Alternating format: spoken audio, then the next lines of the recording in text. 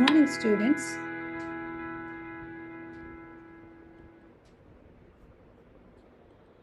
Welcome to second semester English. Now in this class, we are going to learn about collocation. So, what is collocation?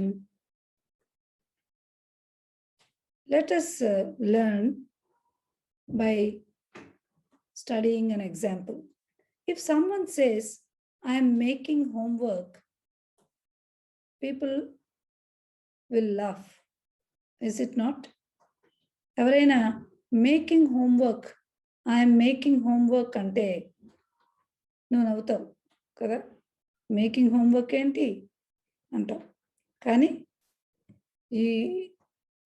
It is what should you say instead of making homework?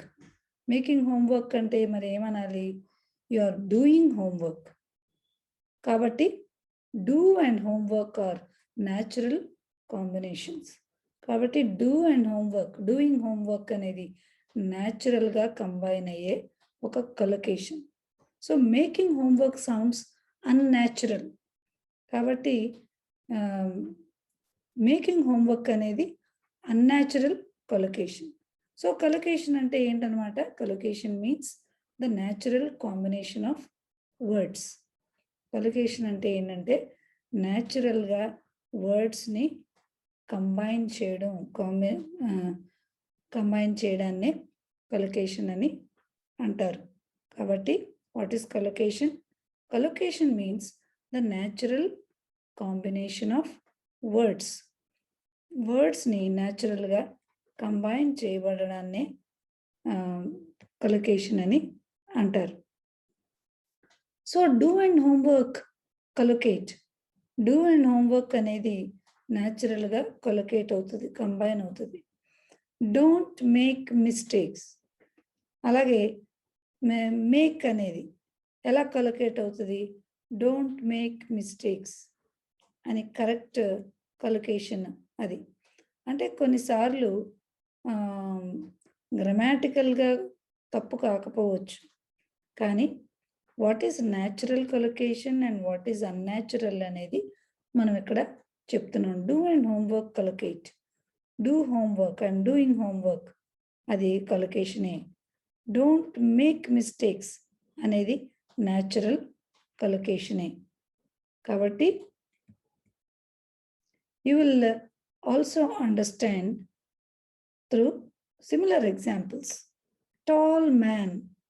Tall man అనేది కరెక్టే. High man అనేది wrong. పొడుగు, tall వస్తుంది, high, though they are synonyms. Tall high synonyms. కాబట్టి tall man అంటాం కానీ high man అనేది wrong collocation. That is why we say that it is a unnatural collocation. And then we also see that further examples. Fast food and quick food. Fast food కరెక్టా? కరెక్టే. Fast, quick ఒకటే మీనింగ్తో వస్తున్నాయి, అందుకని quick food అనడానికి లేదు కదా. Super fast express, quick express అనడానికి లేదు. So quick food. అలాగే క్విక్ మీల్ అనేది natural collocation. So natural combination of words అని మనం ఇక్కడ అబ్జర్వ్ చేస్తున్నాం, నోటీస్ చేస్తున్నాం. Collocation natural in one language may turn out to be unnatural in another language. Collocation ఒక భాషలో అది న్యాచురల్గా ఉంటుంది, కానీ వేరే భాషలో అది అన్యాచురల్ అయిపోవచ్చును.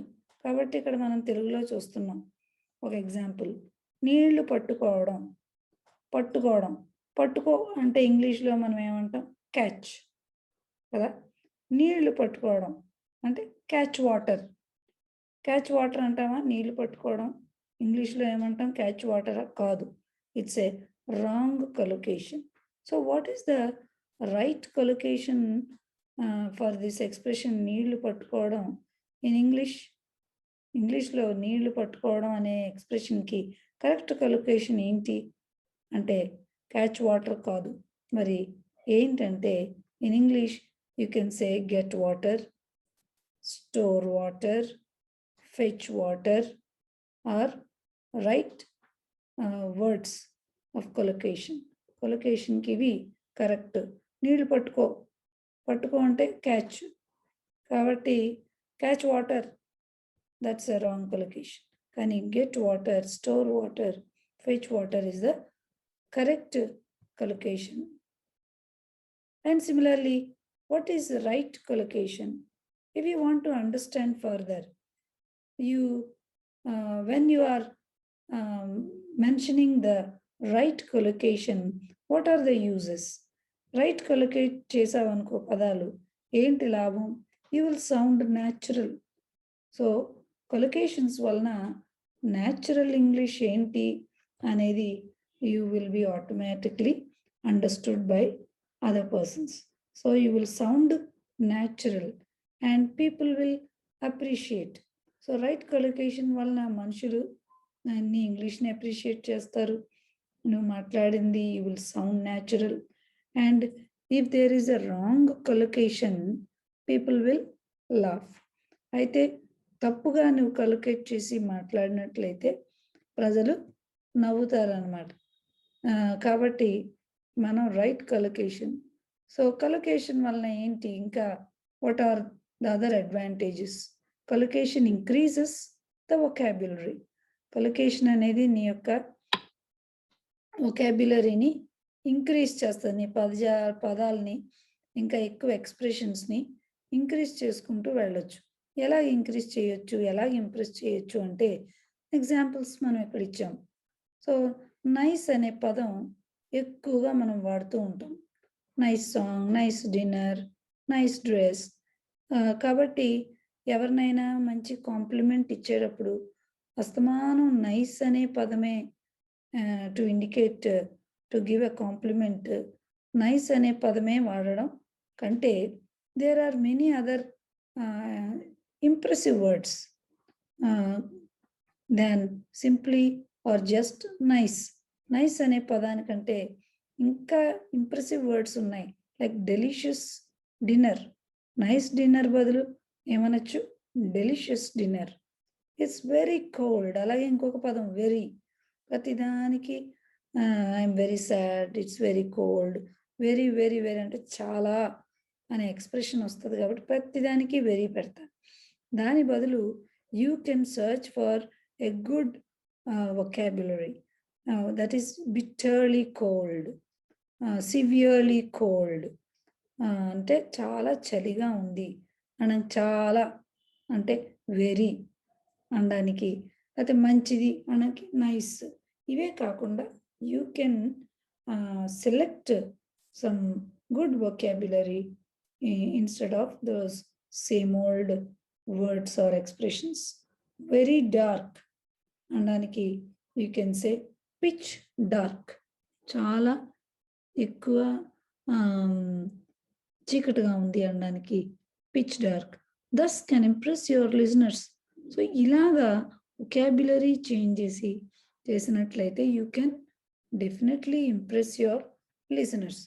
సో నీ యొక్క లిజనర్స్ని ఇంప్రెస్ చేయడం కొరకు అది తప్పకుండా ఇచ్చేయాలి. And then by using fresh collocation, you can communicate. So ఇలాగ ఫ్రెష్ కలొకేషన్స్ని నీవు మార్చుతూ ఉన్నట్లయితే నువ్వు చక్కగా కమ్యూనికేట్ చేయొచ్చు with confidence. You can communicate with confidence. And ఇంకా మనం ఎగ్జాంపుల్స్ చూసినట్లయితే బిగ్ మీల్ అంటారు, అంటే సబ్స్టాన్షియల్ మీల్ అని మనం రీప్లేస్ చేసాం వొకాబ్యులరీలో. అండ్ పోవర్టీ కాజెస్ క్రైమ్, అంటే పేదరికం క్రైమ్ని పుట్టిస్తుంది. దానికి అదర్ ఆల్టర్నేటివ్ ఆర్ ఫ్రెష్ కలొకేషన్ ఏంటంటే పోవర్టీ బ్రీడ్స్ క్రైమ్ అనే వొకాబ్యులరీని యూస్ చేసి you can sound fresh or you can impress upon your listeners. And variety in your vocabulary, you will sound better. If there is variety in your vocabulary, నీ వొకాబులరీలో ఎప్పుడైతే నువ్వు వెరైటీగా వర్డ్స్ని మారుస్తూ కొత్తవి add చేసుకుంటూ కొత్త కొలొకేషన్స్ చేసుకుంటూ ఉంటావో you will sound better. So now how to learn collocations. ఇప్పుడు మనం ఏమి నేర్చుకుంటున్నామంటే మరైతే ఈ కొలొకేషన్స్ని మనం ఎలాగా నేర్చుకోవచ్చు అన్నట్లయితే మనం ఇక్కడ చూస్తాం. First point, by reading widely naturally you can expand your vocabulary. First advice ఏంటంటే రీడింగ్ వైడ్లీ, ఎక్కువగా మీరు చదివినట్లయితే న్యూస్ పేపర్స్ బుక్స్ చదివినట్లయితే న్యాచురల్గా నీకు వొకాబులరీ అనేది ఆటోమేటిక్గా ఎక్కువ కష్టపడక్కర్లేకుండానే నీకు నేర్చేసుకోవచ్చు. And then the next point is you must practice. So చదివిన దాన్ని ప్రాక్టీస్లో పెట్టాలి, మాట్లాడినట్టయితే అది నీకు అలవాటైపోతుంది. Then the third point is think of words that can collocate. అంటే ఏ పదాలని నువ్వు కొలొకేట్ చేసుకోవచ్చు అని. అంటే లైక్ ఎగ్జాంపుల్ టాపిక్ అప్రోచ్ ఇవ్వచ్చు. ఒక టాపిక్ సెలెక్ట్ చేసుకోవచ్చు. లైక్ ఫ్యామిలీలో ఏ విధమైనటువంటి వర్డ్స్ని మనము కొలొకేట్ చేయొచ్చు. అలాగే మనీ టాపిక్ తీసుకొని అందులో ఏ పదాలని కొలొకేట్ చేయొచ్చు. వెదర్, వాతావరణం ఉంది, దాని టాపిక్గా తీసుకొని అందులో ఏ విధమైనటువంటి పదాలని వొకాబులరీని నీవు కొలొకేట్ చేయొచ్చు. ఇలాగా చాలా విషయాల్ని you can take as a topic approach. ఒక టాపిక్ సెలెక్ట్ చేసుకుని దాన్ని వర్డ్స్ని ఎలా కొలొకేట్ చేయొచ్చు. Good weather, fair weather, bad weather, ఇలాంటివి చాలా ఎక్స్ప్రెషన్స్, కొలొకేషన్ ఎక్స్ప్రెషన్స్ ఉన్నాయి. అలాగే టేక్తో ఏ విధమైనటువంటి కొలొకేట్ చేయొచ్చు. Take a chance, take a break, take it easy, ఇలాంటి కొలొకేషన్ చేసుకునే వెర్బ్స్ ఉన్నాయి. కాబట్టి collocation can be made from combination of nouns, verbs and adjectives.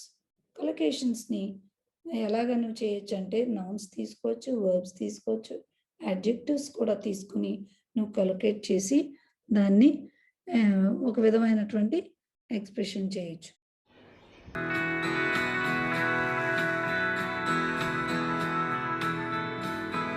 We'll meet in the next class with another topic.